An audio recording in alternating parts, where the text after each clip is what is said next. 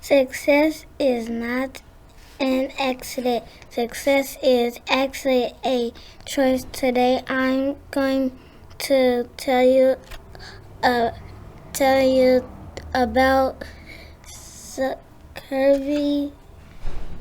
He is a famous basketball player. He inspired me to play basketball. So Curry was born March 14, 1988 in Akron, Ohio. He went to college at Davidson.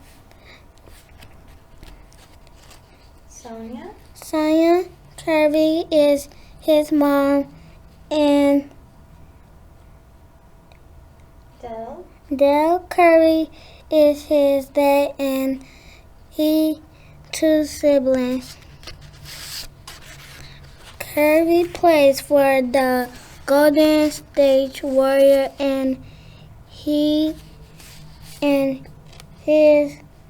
a plant guardian. He has 3 kids, 2 girls and 1 boy. He grown up in Charlotte, North Carolina. So Kirby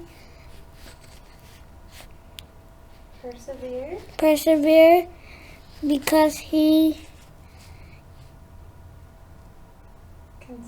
continued to play basketball after everyone called him short. Thank you for listening to my speech. People weren't ready for me, Tony Stone. Hi, I'm in 2nd grade, and today I am going to tell you about the first Negro female professional baseball player, Tony Stone. Tony Stone was born as Marcinia La Stone on July 17, 1921. She loved to play baseball with the boys in her neighborhood. She was the first girl to be on all-boys Catholic League team. At 16, Marcinia became a pitcher for the Twin City Giants. She changed her name to Tony Stone. In 1953, Tony Stone became a second base player for a Negro League in Indianapolis, while Hank Aaron was the second baseman before Tony. She continued to coach and play semi-professional ball well into her 60s. Tony Stone died at age 75 years old in Alameda, California. She later became a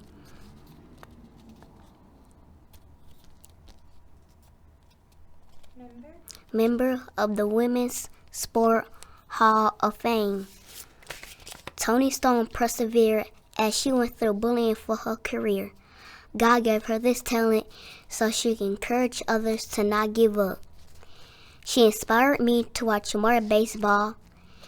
Sometimes my schoolwork is hard and I get frustrated, but I don't give up. Never did Tony Stone. Tony Stone taught me to never give up, to not give up. Thanks for listening to my speech about Tony Stone. Today I'm going to read my speech about Wilma Rudolph. Wilma persevered by believing herself. In this speech, I will talk about how Wilma overcame her illness to become the fastest woman in her life. Wilma was diagnosed with polio and scarlet fever. Polio caused Wilma to have a twisted leg. She wasn't able to walk. The doctor told her she wouldn't be able to walk. Wilma felt lonely and left out, so she did exercise to treat her leg. After a lot of practice, Wilma was able to walk. After a long time, Wilma started playing basketball and running track and field.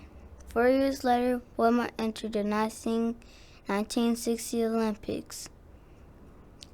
Wilma became the first American woman to win 3 gold medals in the Olympics. After being on TV, Wilma became a worldwide sensation. Wilma was named the fastest woman in the world. I chose Wilma because she taught me how to never give up at hard times. I will follow Wilma's lead by staying strong through hard times and never giving up. Have you ever heard of Audrey Hendricks? Well, she was the youngest African American arrested who went to jail for her freedom. One thing we have in common is that we are brave. Audrey taught me not to give up on your goals no matter how hard things get. With Audrey heard grown-ups talking about segregation laws that kept black and whites in Birmingham apart. Audrey had to speak up. She wanted to go places and do things how everyone else was. With Audrey being so young, she knew a lot about civil rights and protested on her own without knowing anyone.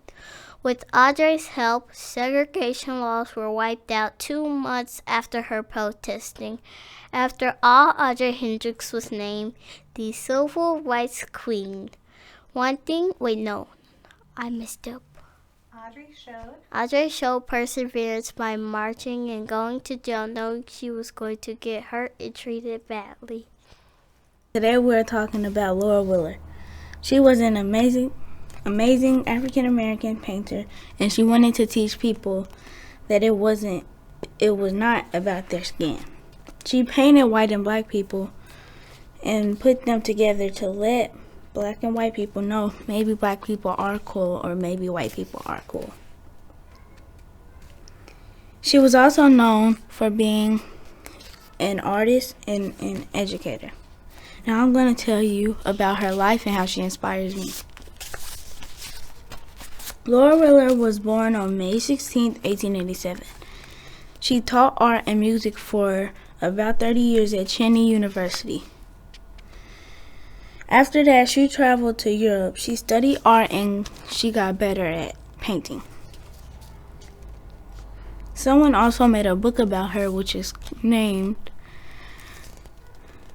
The Beautiful Shades of Brown. In the book, I learned that she painted Marianne Anderson. Marianne Anderson was the first African American to sing at the White House. That painting was a part of the showcase organized by the William E. Harmon Foundation. Now I will tell you how she inspired me. She inspired me by sharing her dream with us, not only us, but more people too. We also have something in common. We both like to do creative art, and we both want segregation to stop. One way that she preserved was by making sure that paintings of African Americans were hung up in museums. Thank you for listening to my speech. We as human beings must be willing to accept people who are different from ourselves. Barbara Jordan. Barbara Jordan was a U.S. lawyer, educator, and politic. What Barbara and I both have in common is that we are both fearless. Hi, my name is Trinity Slade, and today I will be telling you a speech about Barbara Jordan, early life, career, and honors. Barbara Jordan was born in Houston, Texas on February 21st, 1936. She was the youngest out of her other 2 siblings. In 1952, she won the national debating contest. After becoming a public high speaker in high school, she attended Texas Southern University in Houston, where she continued debating. She then attended law school. After that, she began her teaching career. After campaigning for the Democrats, Jordan began her career in politics. Then she ran for a seat in the Texas State Senate in 1966 and won. This made her the first African American woman in It's okay. This made her the first African American woman in the Texas Senate. And the first African American in the Texas Senate and won the first African American since 1886. Over the years, Barbara kept her health condition private. She suffered from MS, leukemia, and pneumonia. Sadly, Jordan passed on January 7, 1996 in Austin, Texas. The challenges she faced was winning the election for a seat in the Texas State Senate. Barbara persevered by continuing to run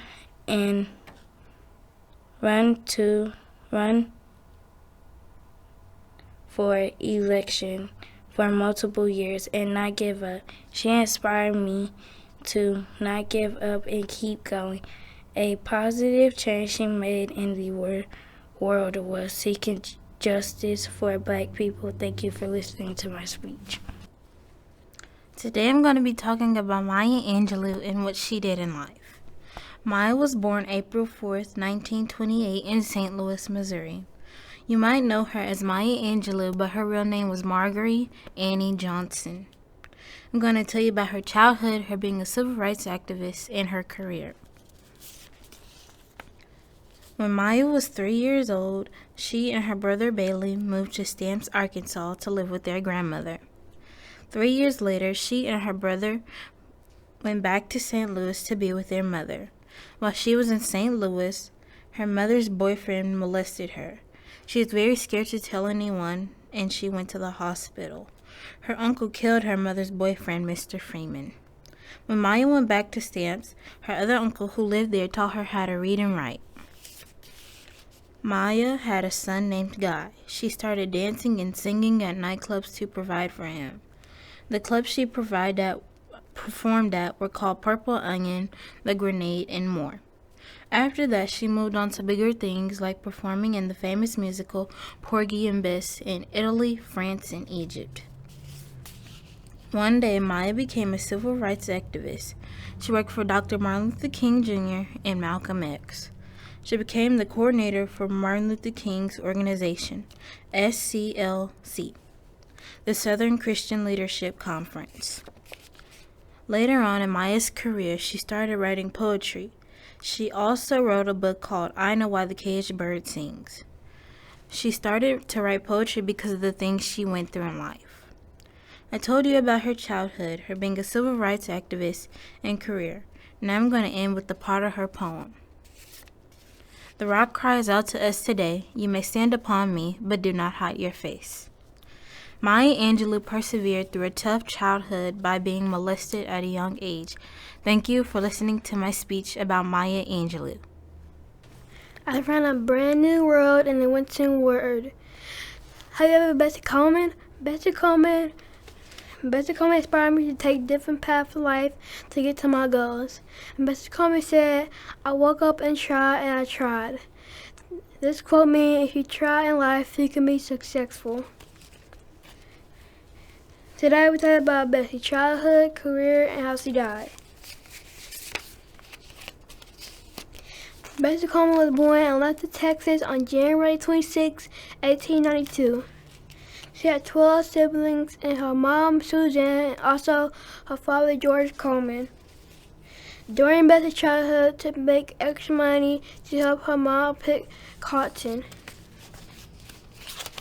Once she reached the age of 18, she had enough money to attend Gertrude and Nome University.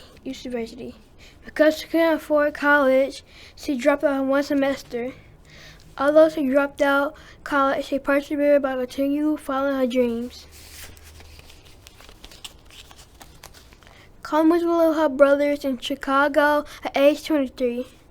In 1915, she went to Barham School in Beauty and Culture and worked at a local barber shop.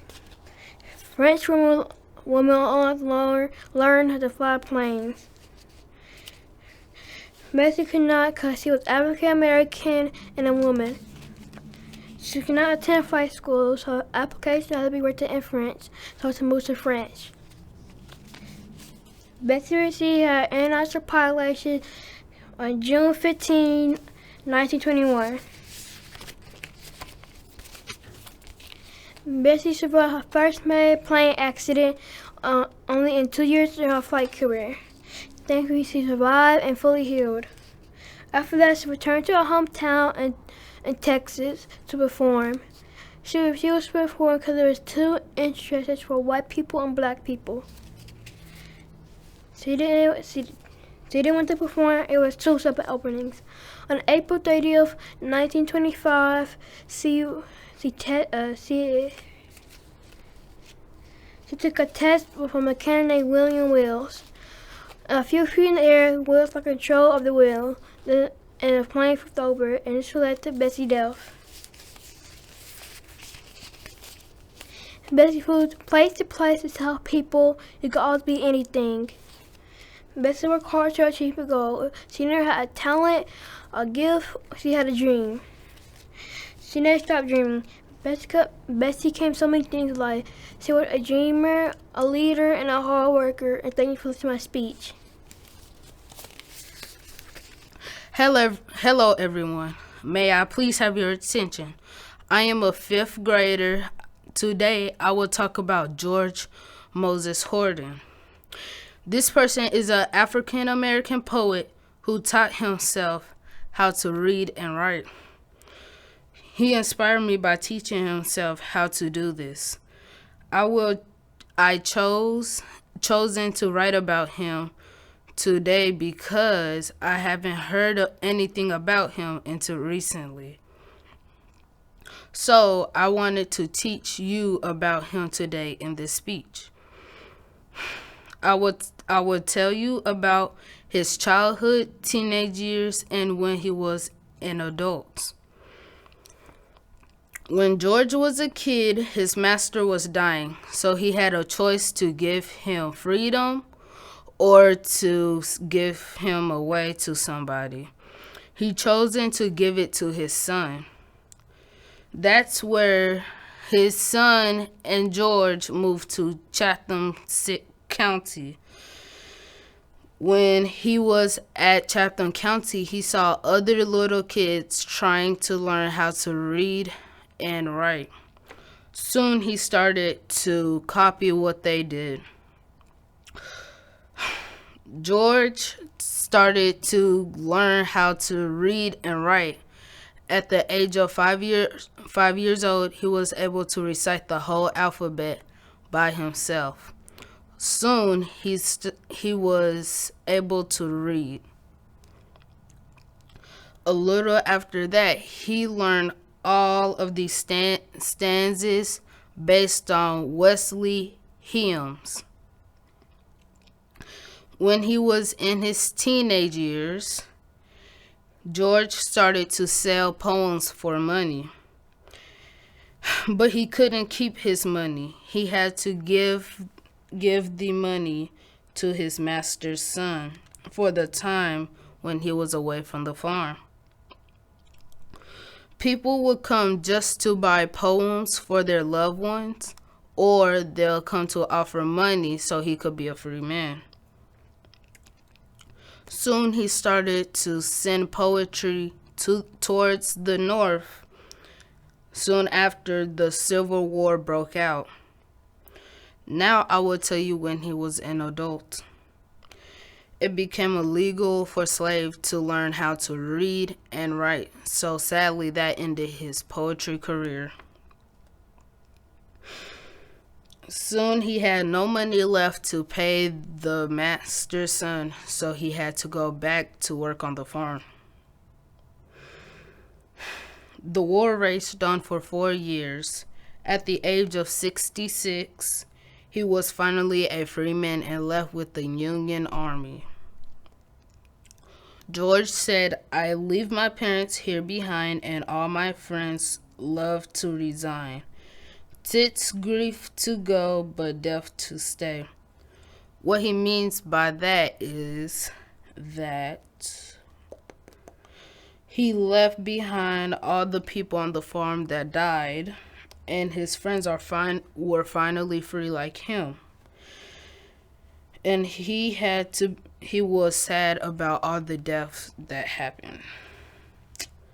George persevered by teaching himself how to read and write and understand poetry. He showed me that life is not easy, but good things will happen if you wait.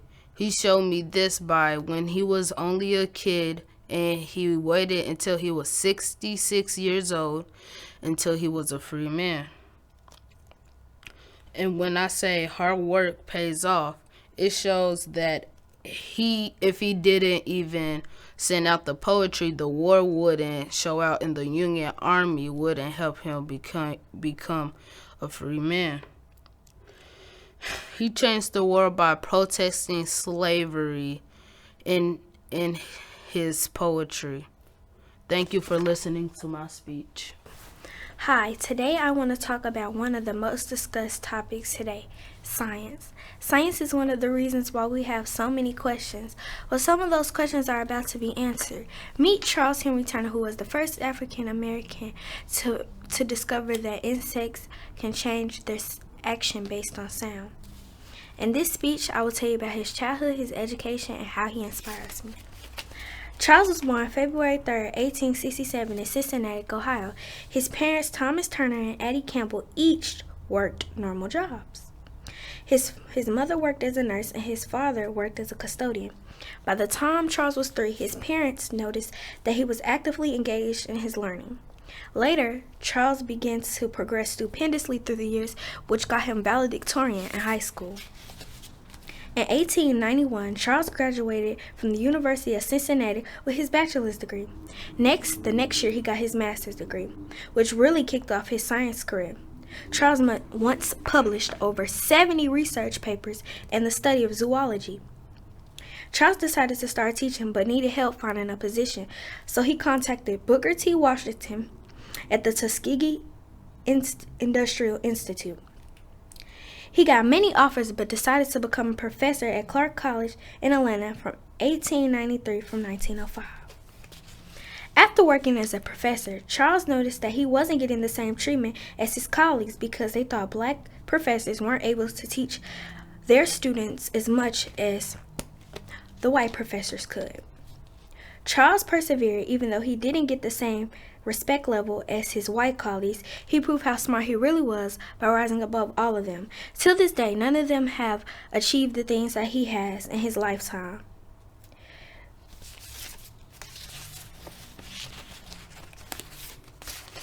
Tragedy struck when Charles became ill with myocarditis, which killed him. In case you're wondering what myocarditis is an infection with your heart and its muscles that can eventually kill you in a maximum of 7 years.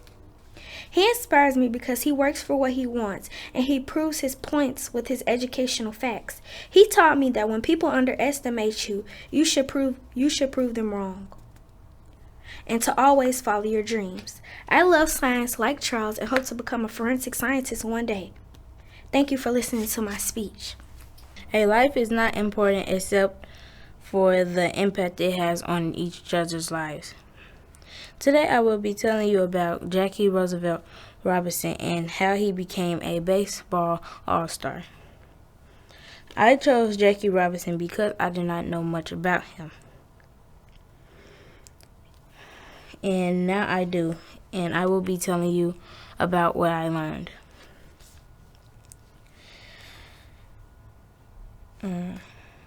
I will tell you about his early life, Jackie in the Army, and his baseball career. Jackie was born January 31st, 1919. When Jackie was a baby, his dad left him and his mom had to raise him. Jackie was the youngest out of his brothers and sisters. Jackie ran track, played baseball, football, and basketball in college. After college, he played professional football, but World War II came and he ended up getting drafted into the Army. One day, someone told him to go to the back of the Army bus because he was black, but he refused. That almost got him kicked out. After leaving the Army, Jackie started playing with the Kansas City Monarchs because he was not able to play in the major leagues. On April 15th, 1947, Jackie started playing in the major leagues. Jackie was the first African American to play in the major leagues. People were being mean to Jackie, saying threats because he was black. In Jackie's career, he had 137 home runs, stole 197 bases, and had a batting range of 311. Jackie died October 24th, 1972 of a heart attack. He persevered by not getting mad at people. He inspires me because he did not get mad fast. I think God gave him this gift so he could help other people. Jackie made the way for African American people to play baseball. Thank you for listening to my speech. The effort to separate ourselves, whether by race, creed, color, religion, or status, is as costly to the separator as to those who would be separated. Melba Pattillo. Melba Pattillo was known as one of the great 9 who attended Central High School in Little Rock. I chose Melba because she went through a school year of bullying and she pulled through. I'm going to tell you about her family, her trip to Ohio, and when she joined the other students of the Little Rock 9. Melba was born December 7, 1941. Her mother and father got a divorce when she was 7. Her mom, Dr. Lois Pattillo, who was a teacher at the University of Arkansas, cared much for her daughter. Around the time Melba turned 12 was when the Supreme Court decided blacks could go to high school. Melba just knew this was an opportunity to go. Later, Melba took a trip to Ohio on August 1957. This trip gave her a glimpse of how blacks are supposed to be treated. Everyone was kind and bright to her that she thought that one day she would get the respect that she deserves. Melba wanted to stay forever, but sadly, the trip had to be cut short when there was a call that Melba was going to be joined by 9 other kids to enter Central High that fall.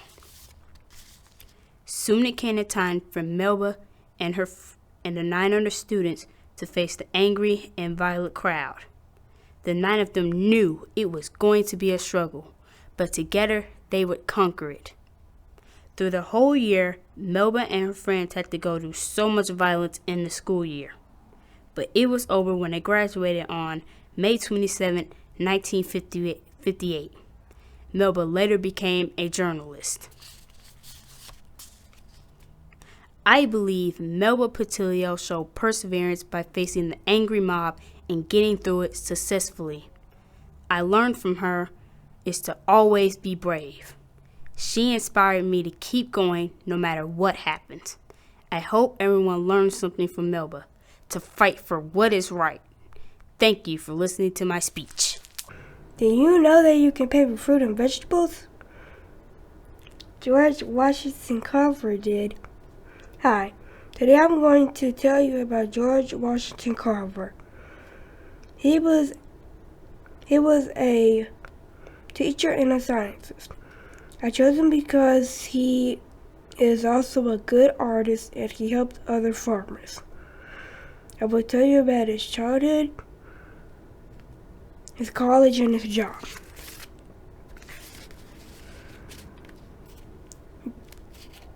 George Washington Carver was born on January 1864 in Diamond Grove, Missouri. When he was young, his mom was kidnapped from the farm. Moses and Susan, George's owners, raised him as their own. He was a sick child. He learned how to cook, do dishes, garden, do laundry, and mend. He went to school at 11 years old. When he grew up, George tried to go to Highland College. They did not let him in because of his skin color. He tried again, and he didn't get a. He went to a different college. He studies plants at Iowa State Agricultural School. He was the first African American to get a college degree in science. George was good at planting. George Washington Carver died January 5, 1943 in Tuskegee, Alabama. He persevered by going to college even though he was black. He inspired me by not giving up. He taught me how to be creative. George Washington Carver made a positive impact by helping African Americans and farmers. Thank you for listening to my speech. I'm going to tell you about Mabel Fairbanks. I chose Mabel Fairbanks because she is strong and a good leader. And she encourages others to achieve their dreams. Mabel was a figure skater and a coach. She showed perseverance by not giving up on her dream. In this speech, I'm going to talk about Mabel's early life, career, and the end of her life.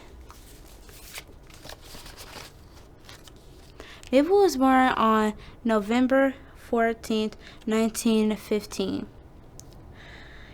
in Florida's Everglades. Her mother took all the kids off the streets and gave them a place to eat. Mabel was orphaned at the age of 8. When her mother died, a teacher treated her like a maid. So she moved to one of her brothers in New York City. To New York City.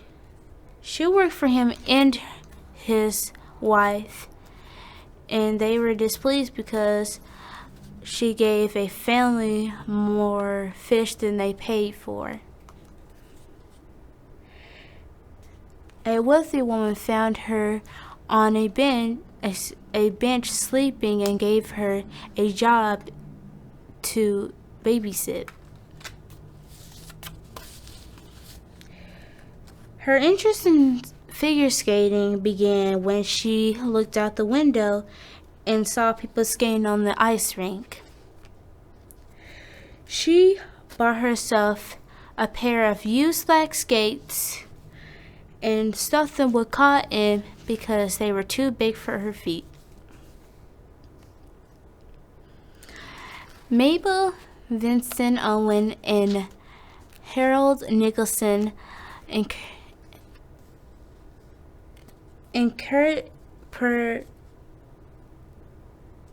provided her with encouraging words to skate much better.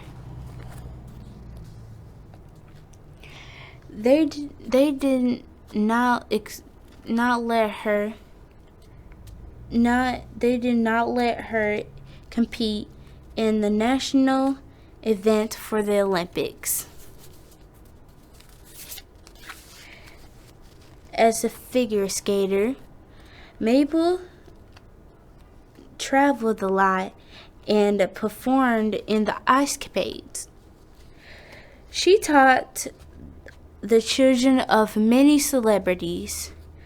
She became the first African American inducted into the U.S. Figure Skating Hall of Fame. Mabel was also inducted into the National Women's Sport Hall of Fame in October 2001.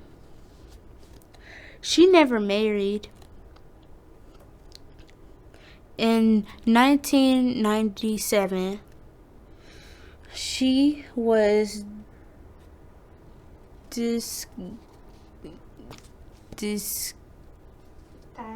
diagnosed with 2 diseases.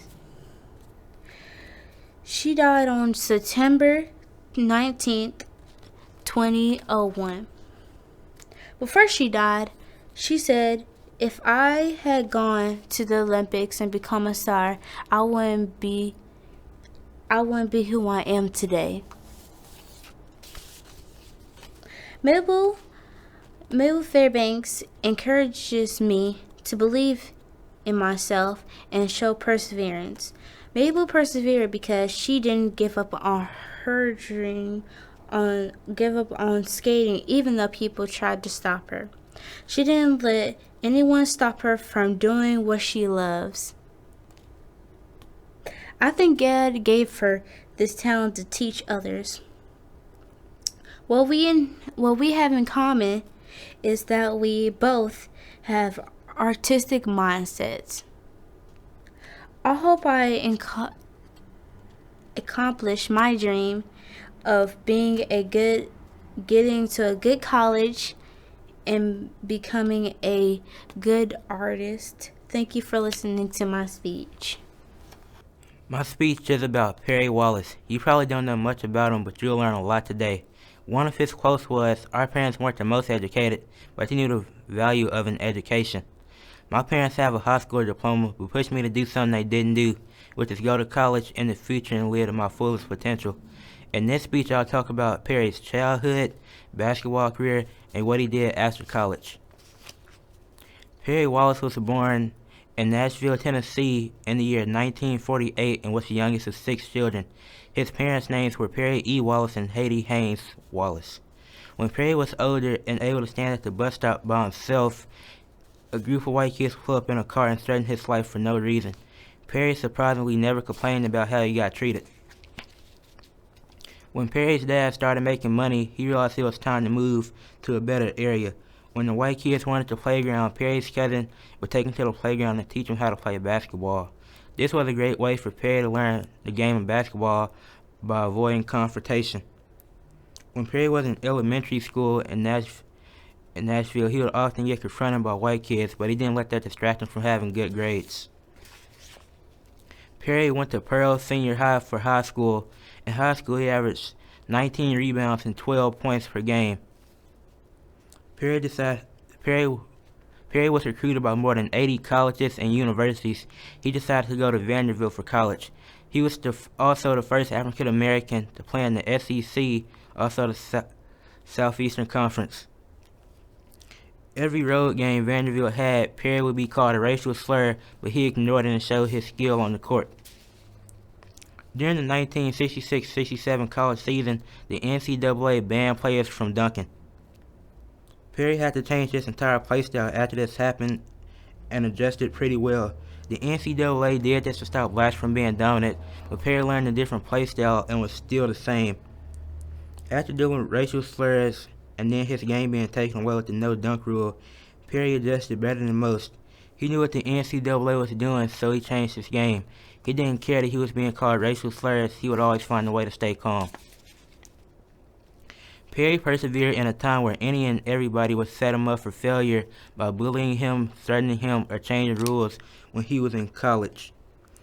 After 4 years of college where he averaged 17.7 points and 13.5 rebounds per game, while setting a rebound record with 894 rebounds in 4 years, he decided to become a law professor.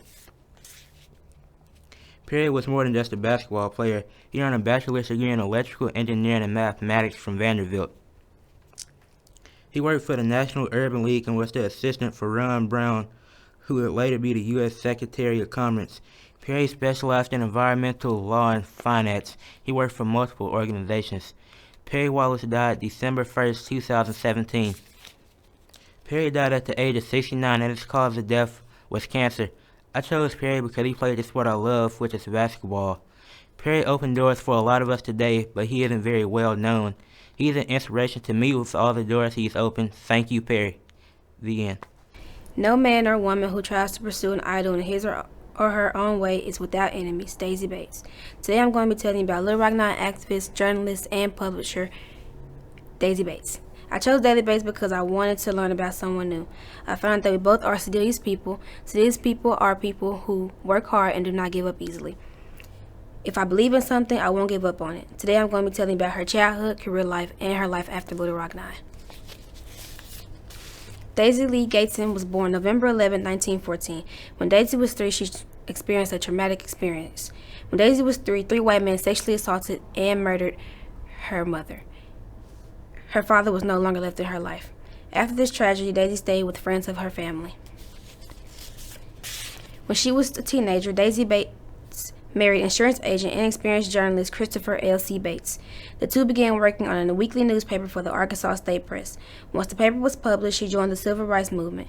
She then became the president of the NAACP in 1952. She played a huge role in the Brown v. Board of Education. Even after the law passed for blacks and whites to integrate schools, African Americans were still turned down when trying to enroll. As an activist, Bates helped lead the Little Rock 9 in 1957. These 9 African Americans were known as the Little Rock 9. They were the first to attend an all-white school known as Central High School. September 4th was the first day they planned to enter the school. Since Orville Faubus, the governor, was against integration, he sent the National Guard to prevent the kids from walking into school. During this time, Bates' home became the headquarters for the Battle of Integration. September 25, 1947, the Little Rock 9 was finally able to enter the school. Even though she received threats, Daisy did not give up. Because of small advertising, Daisy and her husband's newspaper was closed. Her book, Long Shot of Little Rock, was published 3 years later. She moved to Washington, D.C., but returned to Little Rock in the mid-1960s. After her husband died, she brought the newspaper back to life from 1984 to 1988. Bates passed away in Little Rock, Arkansas on November 4th, 1944. In honor of her death, she has presented many awards and will always be remembered as the guiding one.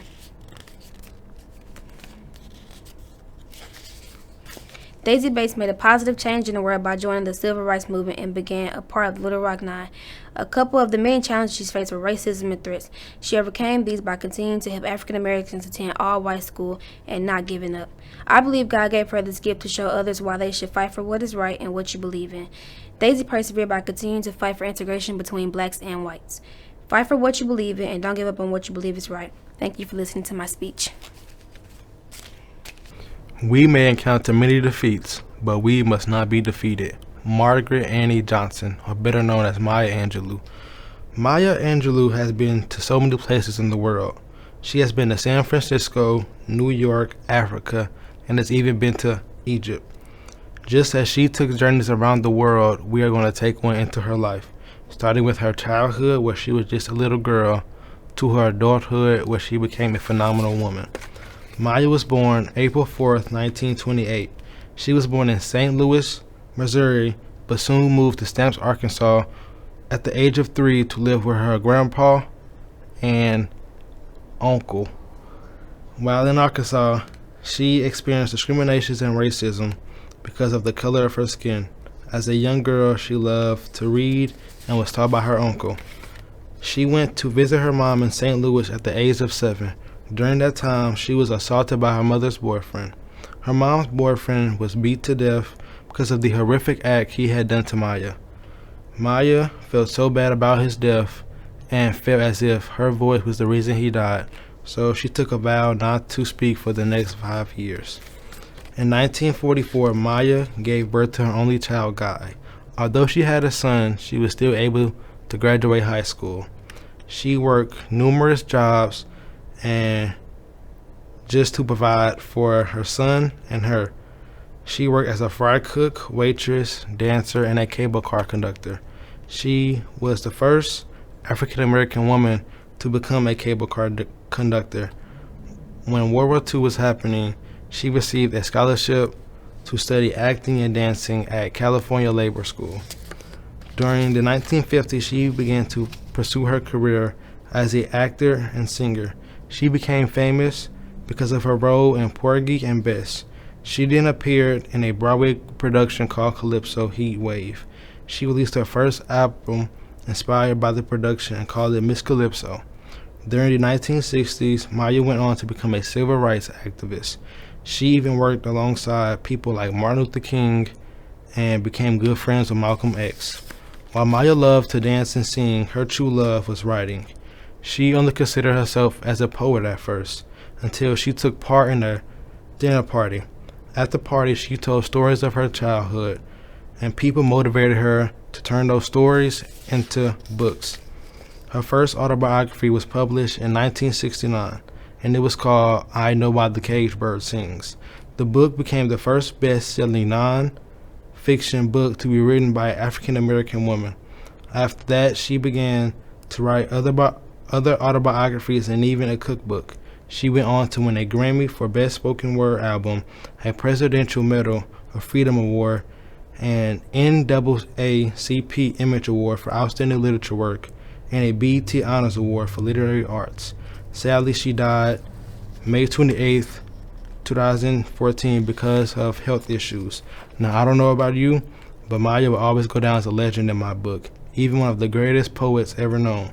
She inspires me to do my best and that I could overcome every trial and tribulation that comes my way, just as she did. She persevered by overcoming every hardship, whether it was dealing with racism or being assaulted. She never gave up on what she wanted and pursued her dreams. In her famous poem, she wrote, "Still I rise, Maya, so will I." Thank you for listening to my speech. What is perseverance? Is it fighting for your freedom or to end segregation? Perseverance is when you achieve something even though that is difficult. Do you think Audrey Hendricks is the definition of perseverance? Well, I think so. Audrey was the youngest African American who was arrested during the civil rights movement. She was also 9 years old when she marched against segregation and what became known as Children's Crusade on May 2nd, 1963. I will be telling you about her childhood, career, and how she inspired me. Audrey was born in 1953 in Birmingham. Her parents' name was Lola and Joe. She also had a sister named Jen. Growing up, she was going to a black community church. Going there taught Audrey about segregation.